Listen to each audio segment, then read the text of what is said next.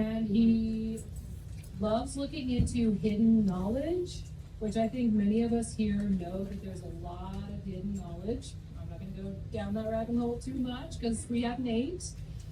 So 20 minutes of your time, I think you'll enjoy it. And then, as I mentioned earlier, we have the vendor group for the vendors here. I'm always open to feedback so we can make this the best that we can make it. So without further ado, Nate Cap, guys. Hey, Nate. I really appreciate you guys allowing me to dim the lights for a little while. So I want to give a big thank you to all of you, for making it out here, for everybody who is, giving their time right now, and everybody who actually came for this presentation. If we have any returners, I really appreciate you as well. From last time when I gave a presentation at my first Ethereal Arts Bazaar, and also Trinity. Thank you so much for having me back out here. It's a pleasure, and I'm really stoked to be here. So this presentation is going to be a symbolic presentation. And the last time that I was here, I talked about symbolism. And I talked specifically about the spiral and the circle with the point in the middle, the circle dot. So today I'm just going to take it a little further. I'm going to give you guys a little something special in time for the big holiday coming up. And I think it's going to really be something beautiful for your soul. Now, this word, Xmas, okay, a lot of people have a problem with this word because they think it's, disrespectful towards Christians, and that is definitely not the case. It is not a disrespectful way of saying Christmas or spelling Christmas, because the word Xmas means Christ. The X means Christ. But, and that's in Greek. The X means Christ in Greek, or Christos. But the X actually goes a lot further back than that. It goes back to the ancient Egyptian Osiris, the god Osiris. So it's a very ancient sacred science stored within this X symbol. And so now I'm going to explain also this thing about this word mas, or mass. So mass means sacred or holy day or holiday. So it's a sacred holy day. So you have the sacred holy day of Christ or Osiris, okay? But it really is all about the end of a cycle, okay? And I'm going to explain what I mean by this as I go forward. Now, also just keep this in mind. This has nothing to do with, I'm not picking at any religion. I'm not an atheist. I'm not a religious person. I'm just a scholarly researcher who is out for truth, and that's it. Now, this word spiritual, this is a very, very beautiful word to understand because it's very close to home. And this word can be broken down into two compound words. And these two compound words are spire and ritual, or you could say spirit and ritual. But spire means a sprout, shoot, spike, blade, tapering stalk of grass. So kind of like a, if you looked at a sword, where it goes into a point, or, the top of a pyramid where it goes into a point. That's what a spire is, okay, physically in the, in an actual architecture structure. It also means spiral or coil, okay, so something like, spiraling or around a pole or a coil around the pole. And then you have the word ritual. Now, this is a word that a lot of people are afraid of because they have the Hollywood idea of, some goats being sacrificed, and this is definitely not the case. Now, obviously that stuff probably and actually does happen, but It's about understanding this word and how it can be used in, two different ways. But it can be defined in many different ways, and I put two of them here. One is a set of actions that are conducted routinely in the same manner. And then it also means the performance with or taking part in something. Okay? So spiritual means routinely taking part in an unfoldment towards a fixed point. And I'm going to really explain this, and you're going to really see it in physical symbolic form. Okay? So this is another boogeyman word that a lot of people are afraid of, because a lot of people think it means evil, or think it means something, satanic, or it means a cult, because people phonetically mispronounce the word. But it simply means hidden. That which is hidden. It comes from the Latin occultare, which means hidden. So what is the hidden? It's dealing with the unseen forces in nature, okay? The spiritual energies in nature, natural law, spiritual law, and so on. Now, this is a very important slide, because the pure form of the circle dot has to be understood in all these different forms. Okay, and I made this as simple as possible. So what you see at the top row is the two-dimensional view of the pure form of the circle dot, and then over to the right you see the spiral symbol. Now below that you have the cone version of the three-dimensional version of the pure form of the circle dot. And then all the way over to the right, you see the spiral symbol, okay? And this spiral symbol is likened to this symbol. They go together, okay, as you see here. And below that spiral symbol is the three-dimensional cone symbol, okay? Now, when you bring them together, this is what you're getting here, okay? This is the symbolism that you're getting. And why is that? Well, because this symbol here is a spiritual development symbol. It's a bridge. It is your journey. It's a symbolic version of your journey. So, starting here and then ending here, starting point and ending point. So we start our journey in the circle, right? The circle is representative of many things, but essentially it's about ignorance and darkness. Okay, we start here in ignorance and darkness. Okay, it's been said, sin is ignorance and darkness, right? But sin just means missing the mark. That's all that means. Okay, so we start out in sin, and then we're trying to make our way to the point, the mark, right? The mark is what? It's truth.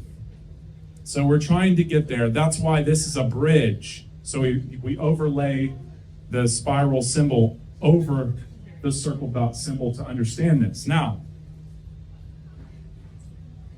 this word is really important. This is a principle. This is a Hermetic principle. And this Hermetic principle states that which is above is likened to that which is below, and that which is below is likened to that which is above. So basically, you are the mini universe reflecting the macro universe, and the macro universe is reflecting into your internal universe. Okay, so the macrocosm reflecting the microcosm, and this is the spiral cone. And one of the most beautiful things that we can really see with our own eyes is this beautiful star known as Polaris. And Polaris is the North Pole star. This is a representation of what's called the visible universe. Okay? So the visible universe is seen from the northern hemisphere of the Earth. Okay? So we're that little dot right there, and we're looking, all these planets and the sun have poles. And the poles all end up at the North Pole, which is Polaris. Okay, and that's from the northern hemisphere, and that's very, very important. Now, this is actually also called or known as the living room. Okay, this is this visible universe, because when we go outside and we look 360 degrees, that's supposed to represent the outer lines of the solar system, right? So this solar system and all the planets is about looking in 360 degrees and then looking up to the North Pole star. And so this is a living room. And the reason it's a living room because nothing is at rest in the whole universe. And that doesn't mean things don't die and stay still. It just means that we have to understand everything in the whole universe is in motion, okay? Now, what else do we, what is it that we typically see in this time of the year, in December? We typically see this in people's living rooms. So we have the star, Polaris, and we have the tinsel. The tinsel is the spiral that goes all the way down to the bottom of the tree and up to the star. We have the bulbs. The bulbs are the planets, and the stars are the lights, right? It's very beautiful when we really see this, and this is a symbol, it's an archetype that's been passed down for thousands, hundreds of thousands of years, but of course, there's a lot of history to this that I'm not going to get into, but it's very important to understand the correspondence, okay? How things are alike. So it's the Christmas tree. And this is the three-dimensional way to understand this, the circle dot. Now, this is the two-dimensional way to understand the exact same thing that I just showed you. So we have as above, so below, as below, so above, right? So this is just a more simplified way to say what I just said. And this is the overhead view of the Christmas tree with the bulbs being the planets, the stars, the lights, and then you have Polaris in the middle, and then the tinsel being the spiral. Here is a time lapse of the celestial North Pole with all the stars going in a clockwise, I think it's clockwise, but going around the star. And the North Pole star seemingly is at a standstill, okay? And it's also the star that never sets. It's actually connected to the Little Dipper or the Little Bear. So this is a time lapse of all the stars revolving around that one star, okay? And it's really beautiful when you see the correspondence. And this is just, to show you how they all look next to each other. The three-dimensional view versus the two-dimensional view, okay? So we have to understand it's all a correspondence. It's all analogous, meaning it's very, it's similar, okay? So we have to understand the 3D and the 2D. Now, these are different mystery traditions or different, esoteric systems, teachings that help us understand our connection to this tree. And this one right here, this is Kabbalah, right? And Kabbalah, this is the Kabbalistic tree of life. And this comes from a creation symbol known as the flower of life, okay? So this is where you get the creation of the tree of life. It comes from the flower. And what corresponds to that is the Vedic chakras, the Vedic chakra energy centers, right? And so this is about understanding your inner tree, right? So this corresponds to the Christmas tree, right? You have your root and, going up look at the, it's a pine tree, right? It's an evergreen tree, and it's going in it's even a direction, right? It's a pointer direction. It's going towards the crown. This is the crown. So we're trying to raise, just like a tree grows its roots and raises its frequency, the same is true with this, the chakra system. Now, this is also related to the geocentric model of understanding the planets. Like I said, with the bulbs of the tree, the planets are also aligned with this frequency. Everything is connected, okay?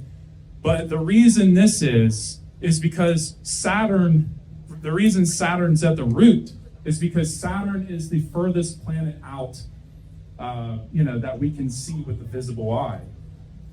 And because it's the furthest out from the Earth or from the sun, that means it encompasses everything else. It gets the least amount of light, okay? So, and like I said, that's planets that, we can actually see. But the Earth is associated with the Anahata heart chakra, right? The green. And the reason, think about this, the Earth, if you know what an acronym is, it's where you rearrange letters in a word and then it can spell something else. Well, heart is Earth if you rearrange the letters. And there's a reason for that. But what we're trying to do, this is alchemical. We're trying to go from base metals, from ignorance, to the light, to the sun, to raise our frequency to light, to be enlightened. That's what that means. So, when we take in this type of information, we're raising our frequency to become more enlightened. And I just put this image of this tree of life here. This is the Yggdrasil. And the Yggdrasil is all about understanding, the heavens and the underworld, okay? Understanding the high frequency and the low frequency. Understanding the whole journey of life. So there's so much to this, but I hope you guys see the correspondences. Now, this Christmas day that's coming up is the day of the greatest gift of those living in the northern hemisphere of Earth, okay? Because the birth of the SON or SUN, which rises 1 degree north as the signal for the new year of replenishment. And think about it. We're coming up on the winter solstice. That's December the 21st. And the sun goes to its lowest point on the 21st of December. And then it stays right there in that degree, that low degree, for 3 days. And then on the 25th, it rises, it's born. It's showing us the rising light is coming back. The Savior is coming back, right? The Savior of the world, the sun. The sun is the Savior of the world, literally. Because if we don't get the sun, we don't get heat, we don't get nourishment, we don't get thriving. Life just does not exist without the sun, right? But it's also very spiritual because it's about understanding how that relates to us internally. So this sacred science has been passed down and preserved in ritual form, meaning, we do this ritual every year. A lot of people do the ritual of putting the Christmas tree in their living room every year. That's a ritual, right? So it's preserved and passed down since the dawn of civilization, but not necessarily in this form, but it has been in the sense of when we start to recognize how this science, the sacred science, actually corresponds to our being. So this is the last part. Santa Claus, okay? Santa Claus is an archetypal form of karma, aka natural law or moral law, okay? So, obviously if you've been naughty, you're probably, that means you've been bad and you're probably gonna get coal in your sock, and that represents, you're not going to get anything good in return for the behavior that you have projected out into the world. But he's dressed in red, flying down from the North Pole. Okay, like I just told you about the North Pole Star. He's flying down from the North Pole, and he's doing this overnight. Okay, this is where the X comes into play. Okay, because X means the end of a cycle and the beginning of a cycle. Okay, and it also represents the rising of the new sun, or the rising of the sun. Period. And of the new sun and the new cycle. And what Santa does, he's dressed in red. Where's he going? He's going down here to the root chakra, the root, the red, right? And he has his beard, which represents, he's an elderly, that represents wisdom. He's coming down to give you a gift, right? And then this is the positive aspect. There's a negative aspect to this too, but I'm showing you something very beautiful about this because, it gets demonized a lot, but Santa Claus is coming down to give a gift to all of us. And that gift is light. It's the seed of light to be raised and cherished and loved until the end of your life, because the gift is packaged and it's up to us to open that up. That package represents darkness. It represents a box. Are you going to stay in your box and be in darkness, or are you going to open that box up and cherish that light? Go and search for truth and really raise your frequency to the higher levels, becoming the better version of yourself. Okay? So it is an extremely beautiful ritual, and I really hope that you guys enjoyed that. And that concludes my presentation. And also, if you would like to learn more about any of the information you just heard, you can go to cubbyhole.com. I have a plethora of information, just so much amazing knowledge that can really help anybody on their journey. And so that being said, my name is Nate Cap, and happy winter solstice, and Merry Christmas, and Happy New Year. Can they come and talk to you for 2 minutes if they want to? Yeah.